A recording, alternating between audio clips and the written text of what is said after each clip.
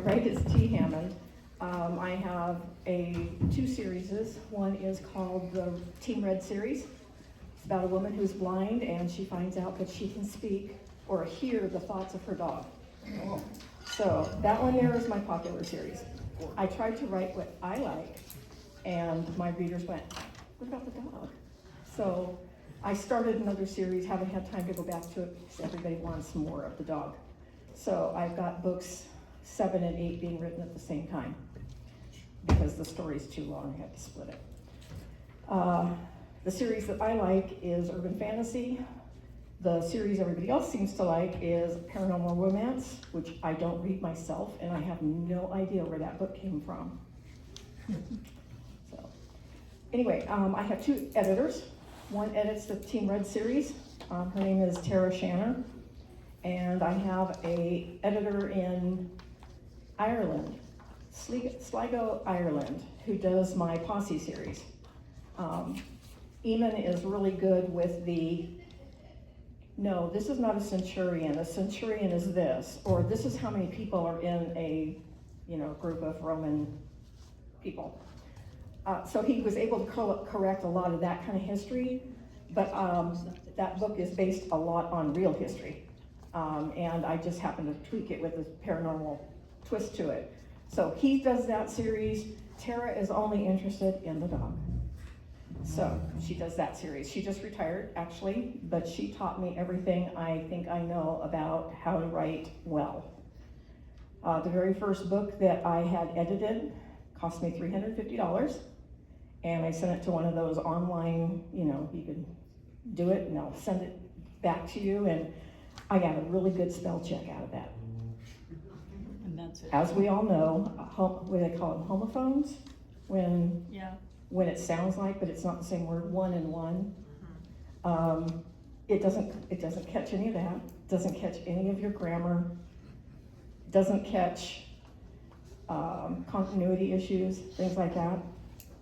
So I was into my 3rd book, and I found Tara, and she looked at my first one. What she does, and a lot of editors will do this, they look at the first 3,000 words maybe, first chapter, depends, each writer is different, and did an edit on that for free and sent it back and said, by the mistakes you are making for the amount of words that you're sending me for this story, it's going to cost you $1,300.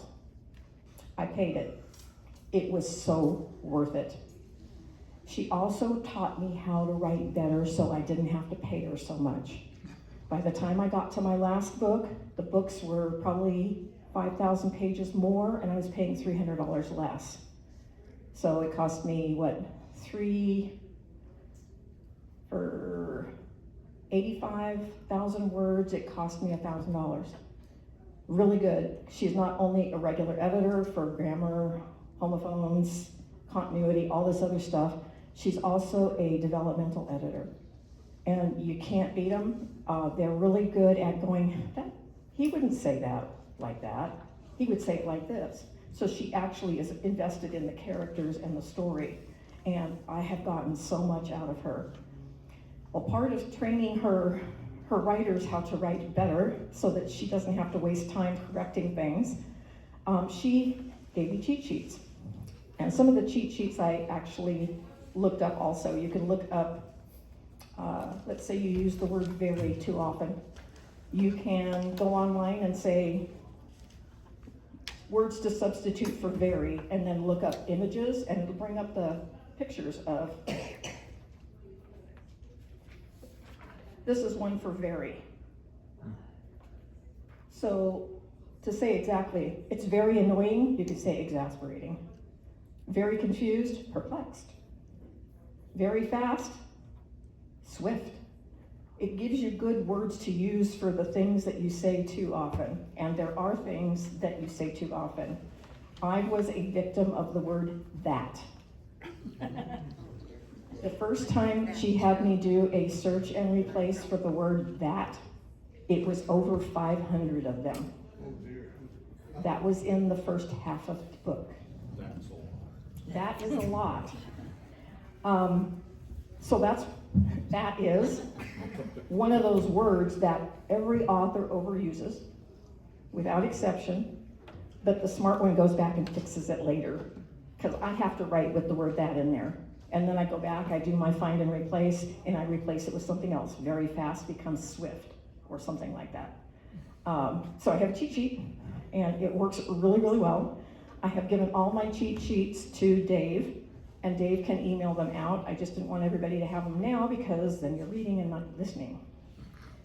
Okay, I gave everybody a set of 3 different things that I'm going to talk about.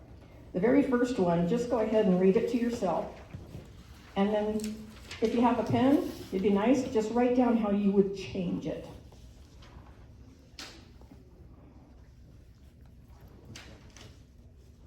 And I'll give that just a couple minutes. If you see nothing wrong, make sure you read all of the attachments that come in that email from Dave.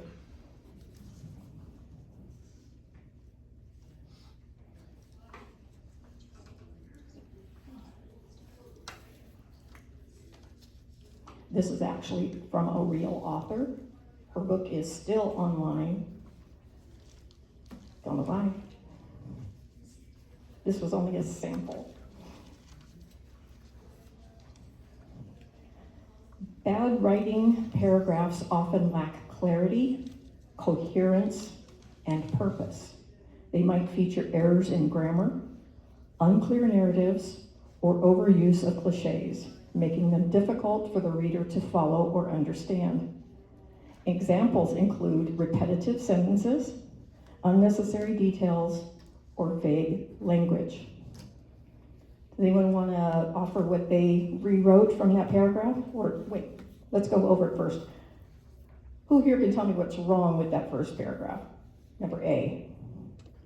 I can tell you a few things, but I do that for a living. Run on only one sentence. That's a good catch. Paragraph should have at least 2 sentences. Oh, sorry. Well, since I do this for a living, the first thing I spotted was, you don't need, but on the 5th day at the very beginning. Then I was still working on the rest of it to try to find some good substitutes, so I'll contribute that. Yes, you're right. It is one sentence, which is a big problem. Yes. Run-ons are not your friend.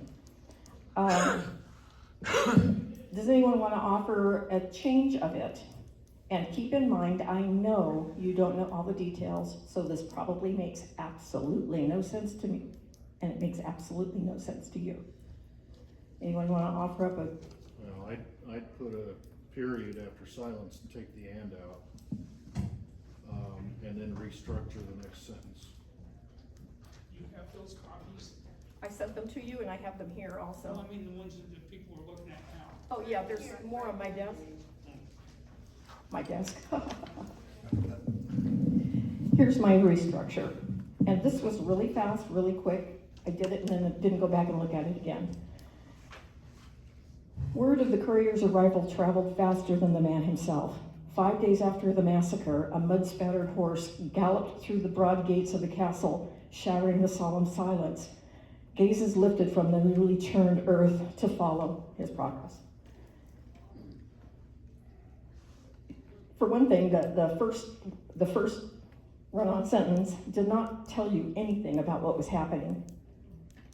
So I had to set the scene for you because the author didn't do that. I could have done stuff like the horse was sweating, the horse was muddy, the horse was chomping at his bit, whatever. Anything like that to set the tone of what's going on in the story. You get absolutely none of that from this one run-on sentence that he used as a paragraph. She used. Let's take a real quick look at the second one. She loved into his eyes. They were like 2 hand-picked jewels. The longer you marveled at their beauty, the less you wished to argue with the beholder. And like real precious gems, they held many secrets. Does anyone have a problem with that? Sue? Again? Huh? A lot of short sentences. Yeah, that's not necessarily a bad thing. Yeah. Sometimes it's writing style. But yeah, a little choppy. Disjointed. Hmm? Who's the beholder? Yeah. God. No, it's her, she, I think. Well, Does it say that? Well, it implied. No, it didn't. that sentence is that, the less she wished to argue with herself, Yeah, is what it says. pretty much. She is the beholder, he is not. That's the first thing that jumped out at me when I was reading this sentence. I mean, I made it past that first one. But yeah, she loved into his eyes. I would have looked. They were like two hand-picked jewels. What does that mean? Why hand-picked? Yeah, that's a good question. I would have said, if I had to use that, I would have said like faceted. Something that reflects light. Hand-picked jewels? And then and like real precious gems, they hid many secrets. Starts with a conjunction. Well, there's that too, yeah. But my thing on here was, what's with the many secrets in your jewels? How many of you looked at your ring and thought, I bet you have a lot of secrets? I don't.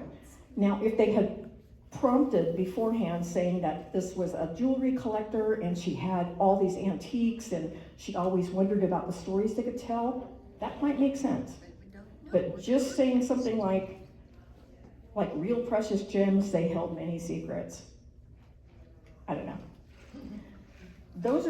Those are also things that I find wrong. You might not. But you should find something wrong with that run-on sentence. You know, it could be that if they were dug out of the ground, they could be dirty secrets. Yes. That would have been great, huh?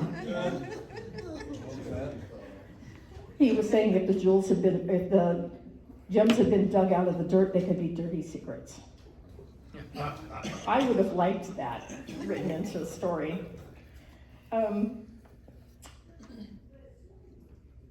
Let's see, I jumped around on here.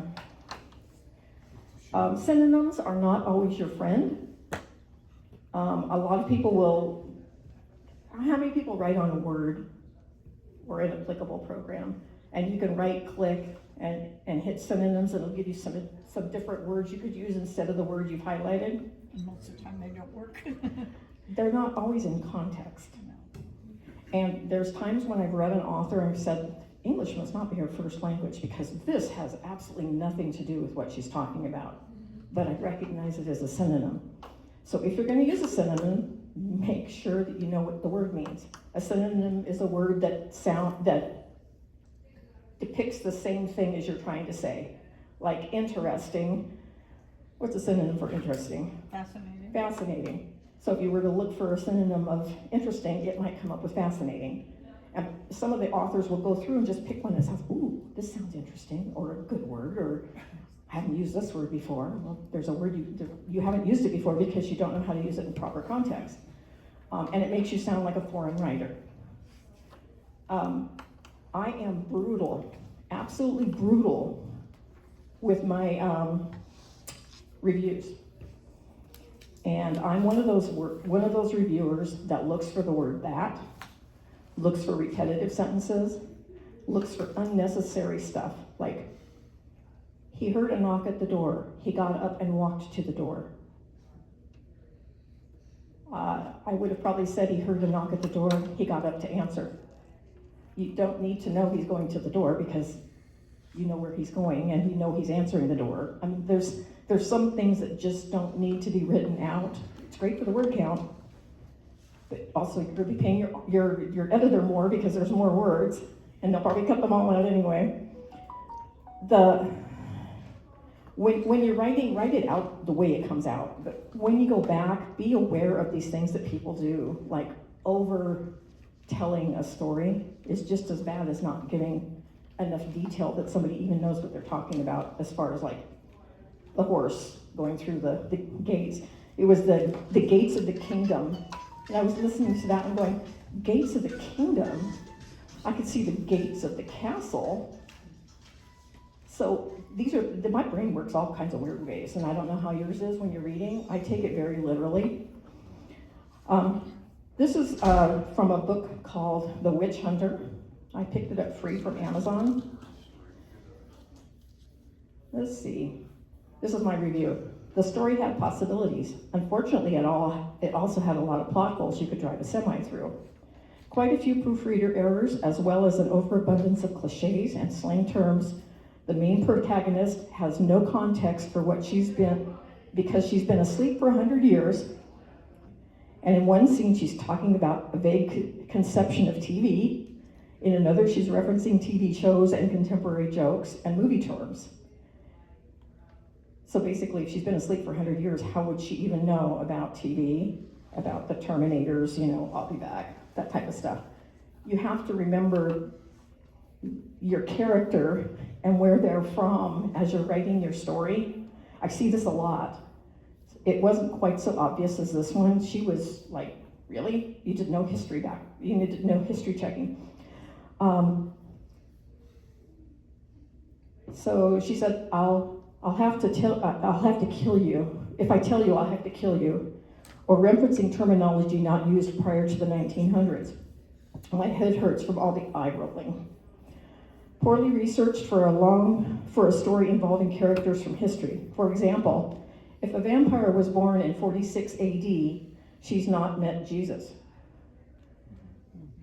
A lot of us know that Jesus was born probably before 0 AD. BC, BD, whatever. And he's only 35 at the most years old when he died. So saying that she was born in 46 AD and Jesus has probably been dead for 6 or 7 years, she would never have met him. In the story, she did. You need to research this kind of stuff because people like me know these things.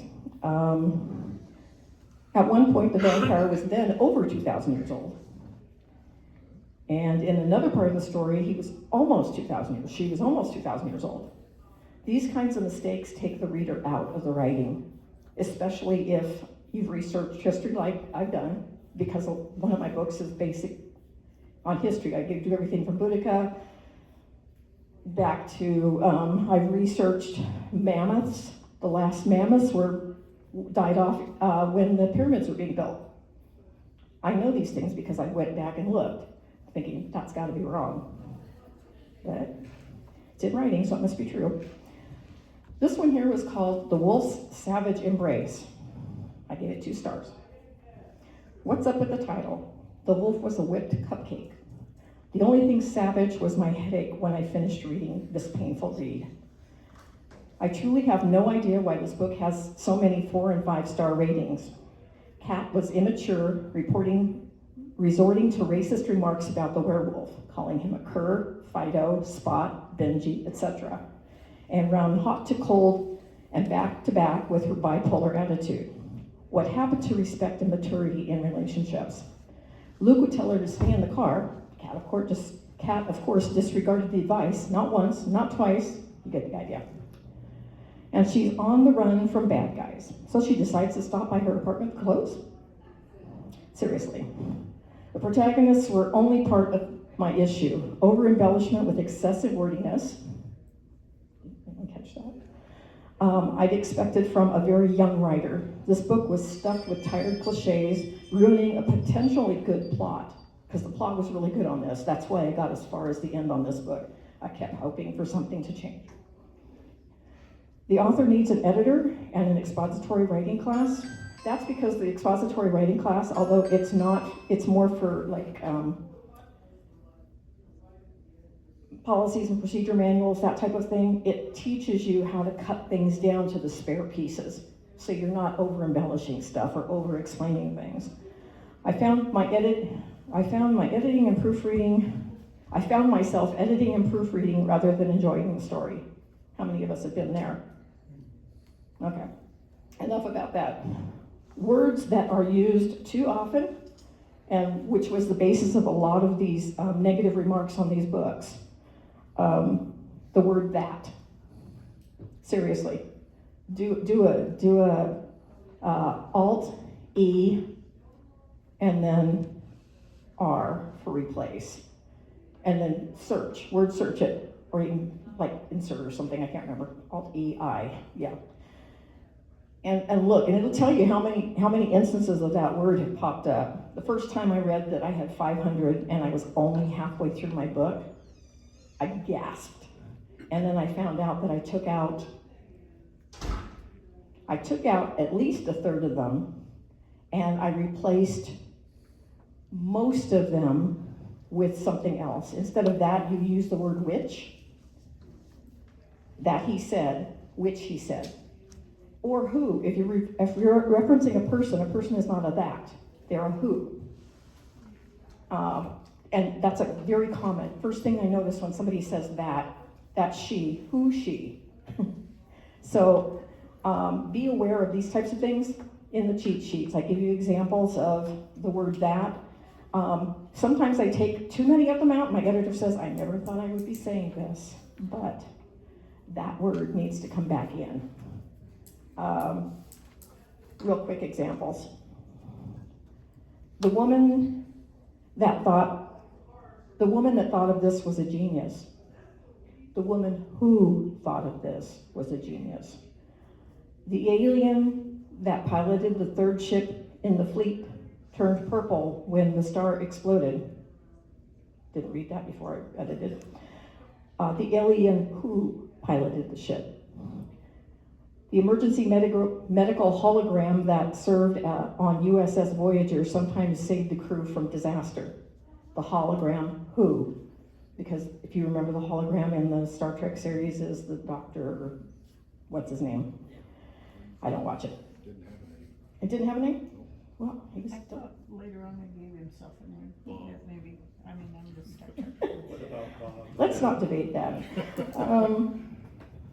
Some of them could be taken out. He believed that he could write the book in a month. He believed he could write the book in a month. You don't need the that. I figured that it was the best way to proceed. I figured it was the best way to proceed. You don't need the that. And it's not so obvious if there's like one every once in a while, even one a paragraph. I probably wouldn't notice myself. But when you have 4 that's in the same paragraph, then I do a check to see how many times you use the word that. And once that happens, I'm done. I can't read the book because I stop at the word that every time. Sometimes you can rewrite it. In spite of the fact that, instead you can say, although, or even if, or even though, owing to the fact that, you can use the word since or because. So these are in the cheat sheets, giving you examples of when it's good to take it out. It's obvious that he is lying. It's obvious he's lying. You know. So for those of us that have the propensity to use the word that too often, there's hope. My editor is really so cool. In the cheat sheets, I have something that she called my grammar quick reference. She set it up like a brochure, so back to front you can fold it. I just use it like this. It has things like not ever words, all right. It should be all right. All right is not a word, ALRIGHT. Off of, you don't get off of anything, you get off.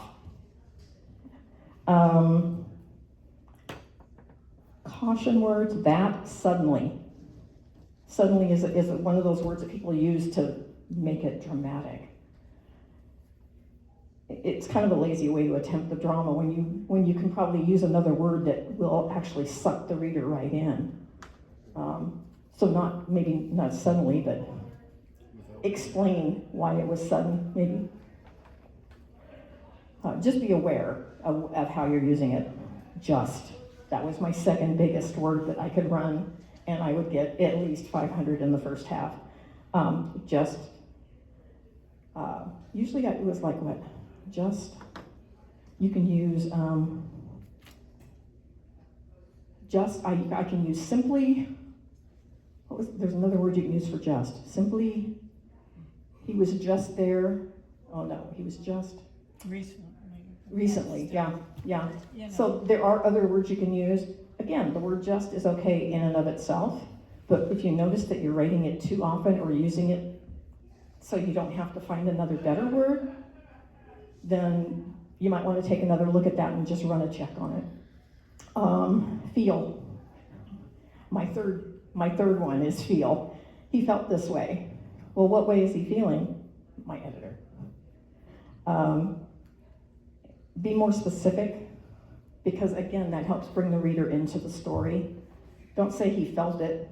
Say gut clenched. Describe it. Yeah, describe it exactly. So when you see yourself using the word just or feel or any of these words that are on here, because she did a really good job. A little, I use a little all the time. And when she pointed that out to me, I started using a bit. And she said, a little and a bit is not all that big a difference. And then I used a little, a bit, a tad. And she's going, I don't think you're catching on to what we're trying to do here. So yeah, if you find yourself using a little or a bit or a tad too often, you might want to look at that writing and see if there's something you can do where you can put the feeling into it and let the reader experience what's going on. Let's see, I don't want to go through this whole thing with you. She also does the common homophones up here, like accept and accept, addition and addition of, deduce and deduct. So if you're unclear about the usage of the word, look them up, but these are the common ones that people will swap out when they don't need to, and it won't be caught by spell check because it is a correct word. It's just not necessarily used the proper way. She gives hints on when to capitalize and when you can use lowercase. A point of view chart so you can know if you're writing it first, second, or third narration, I guess. She tells you when to use and how to use quote marks. M dash. N dash and M dash are two different things. And she explains it. She even shows you how to do the shortcut on your keyboard, which is really great because I keep going to copy and paste of that M dash. M dash and ellipses are not the same thing. If you're talking and somebody cuts you off, that's an M dash because you had a place you were going and you were going to say it. If you kind of like peter off because you don't know quite how you're going to form that sentence, those are ellipses. She explains it in here, the difference between M dash and the ellipses, which is dot, dot, dot. Hyphens, colons, semicolons. I would use semicolons through the whole book if she let me. She won't. She even gives you recommended sources of where she got a lot of her information when she was learning to be an editor. I was one of her first clients. And she edited my books, and then when we got through number 6, she says, I'm gonna go back and edit them again, because I know so much more than I did before. I said, I'm not gonna pay you to go back and edit all these books. She goes, oh no, this will be for free. She went back and re-edited every single book because she wanted it to be perfect. Good editor. And I'll just leave this with a final, said. She said, he said.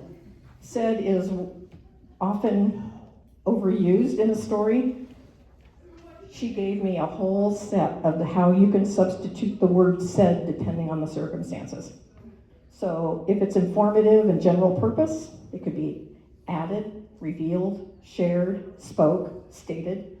A question or request, appealed, asked, begged, beseeched.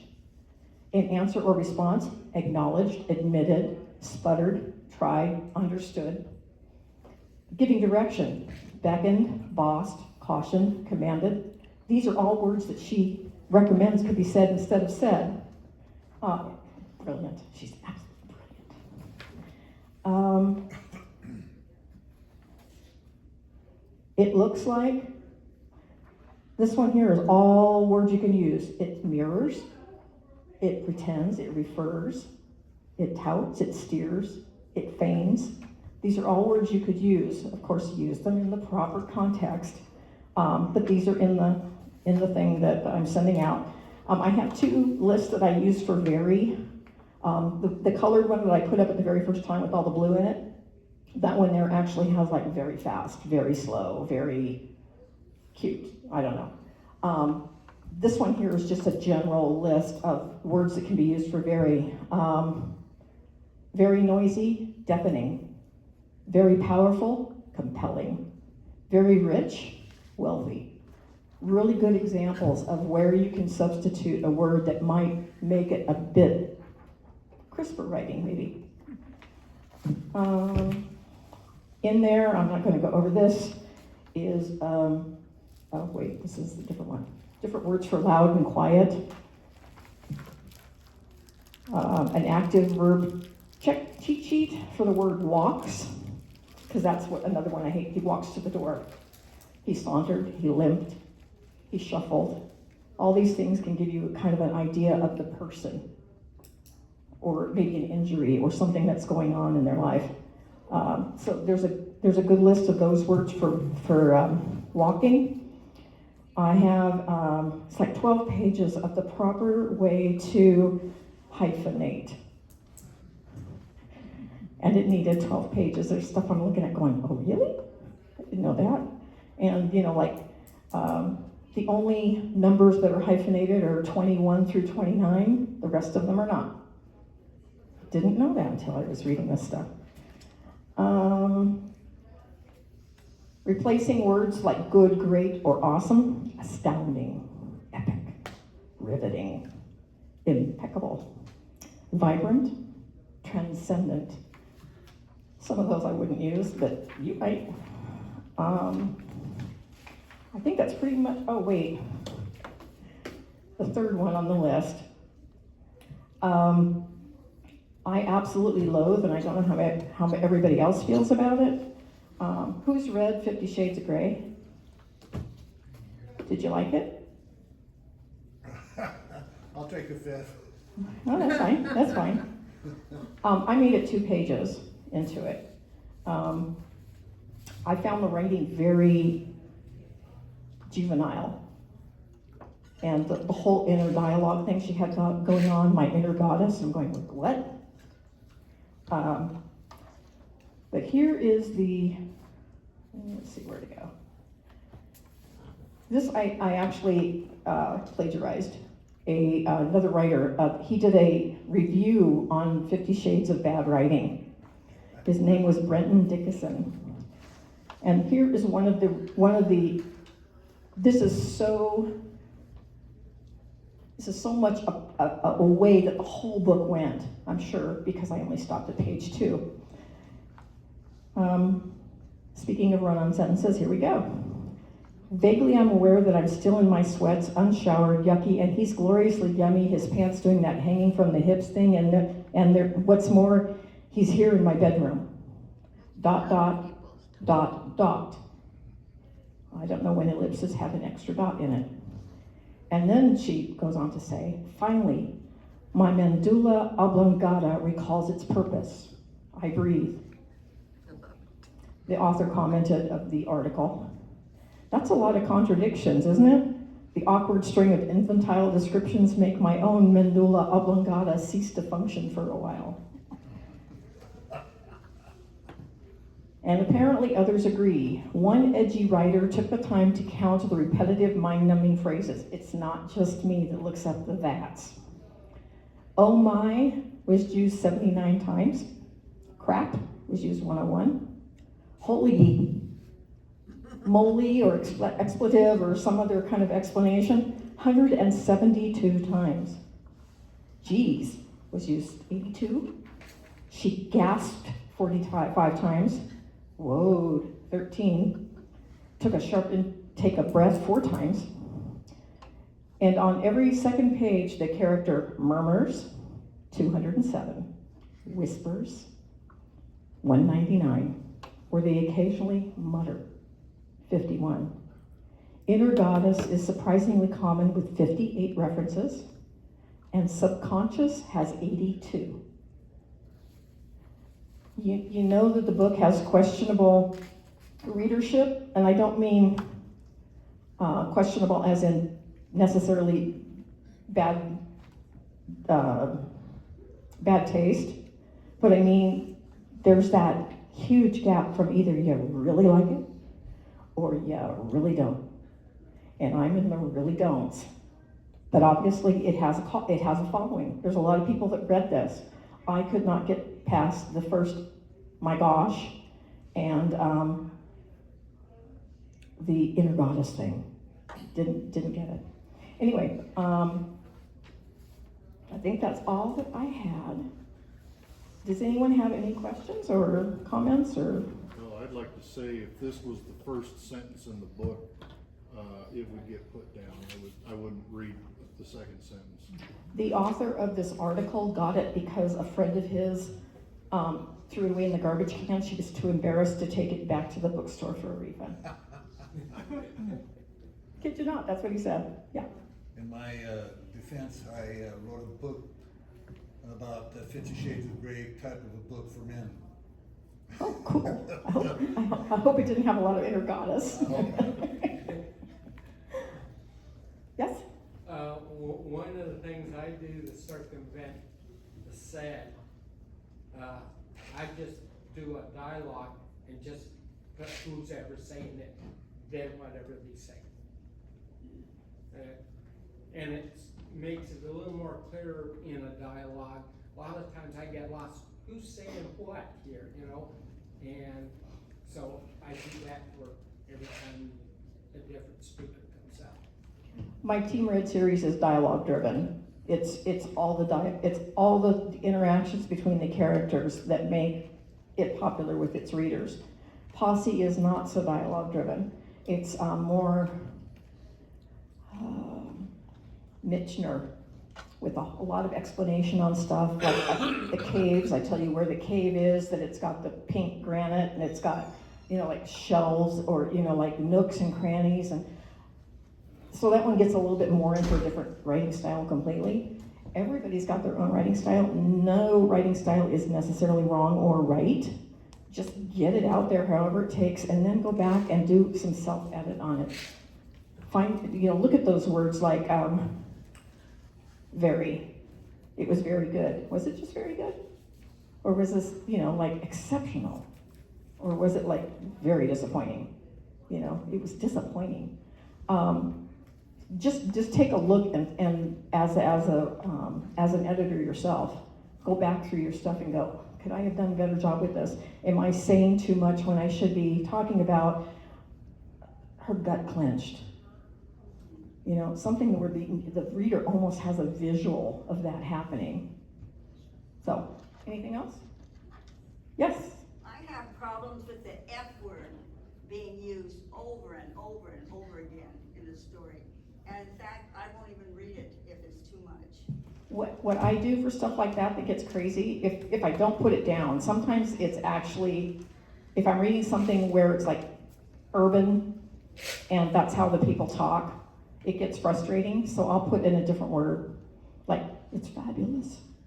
So every time they say the F word, it's kind of like, it's fabulous. It gives myself a little giggle, and I can get through the book even if it is heavy on the swearing. Anything else? I am done. I don't know how much time I have, so I'm hoping that I'm in within. Okay. You got another 35 minutes. Okay. Let's talk about that.